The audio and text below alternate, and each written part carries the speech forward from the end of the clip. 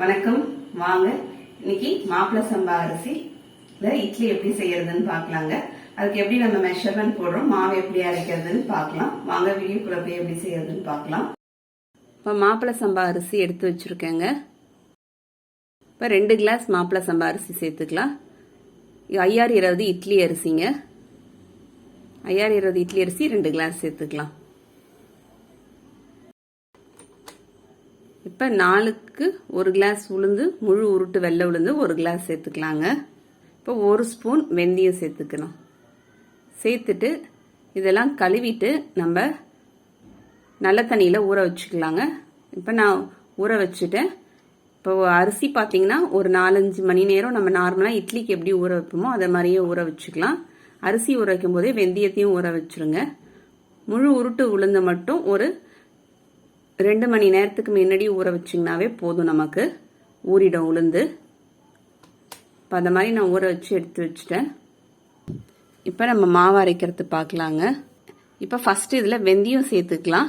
இது table top கிரைண்டர்ன்றதுனால நான் first வெந்தயம், ஏன்னா நம்ம வெந்தயத்தையும் உளுந்தையும் ஒன்றா போடும்போது பார்த்தீங்கன்னா வெந்தயம் சரியாக அரைப்பட மாட்டுது.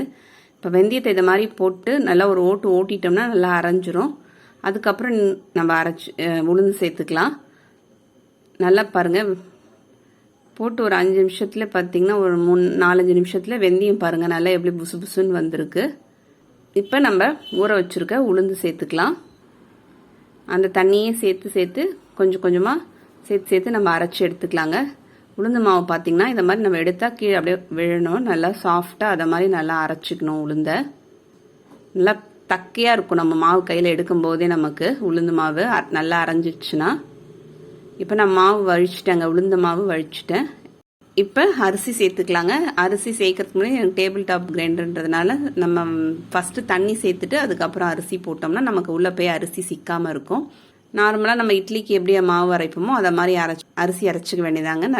அரிசி நல்லா மஞ்சிருச்சுங்க. இப்போ அரிசி மஞ்சோடனே இப்போ மாவுக்கு தேவையான அளவுக்கு கல் உப்பு சேர்த்துக்கலாம். சேர்த்துட்டு இப்போ அதுலேயே நான் உளுந்தும் சேர்த்துக்கிறேங்க, உளுந்து மாவையும் சேர்த்துக்கிறேன்.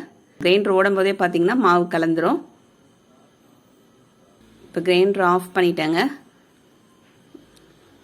இப்போ உளுந்து அரிசியும் நல்லா கலந்தாச்சு. இப்போ பார்த்தீங்கன்னா நம்ம ஓவர் நைட் புளிக்க வைக்கணும். ஒரு 8 மணி நேரம் நமக்கு மாவு புளிக்கணும்.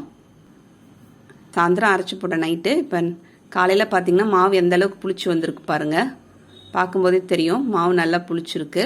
இப்போ இந்த மாவு நம்ம இட்லியும் ஊற்றலாம், அந்த மாவில் தோசையும் ஊற்றிக்கலாங்க. இப்போ இட்லி தட்டில் நான் கொஞ்சமாக எண்ணெய் தடவிக்கிறேங்க. எல்லா குழியிலையும் நம்ம எண்ணெயை தடவிக்கலாம். இப்போ இட்லி பாத்திரத்தில் தண்ணி கொதிச்சுட்ருக்கு பாருங்கள். இப்போ நம்ம தட்டு வச்சிடலாம். இப்போ மாவு ஊற்றிக்கலாங்க. ஃப்ளேமும் பார்த்திங்கன்னா ரொம்ப ஹை ஃப்ளேமில் வச்சு இட்லி வேக வைக்கக்கூடாது.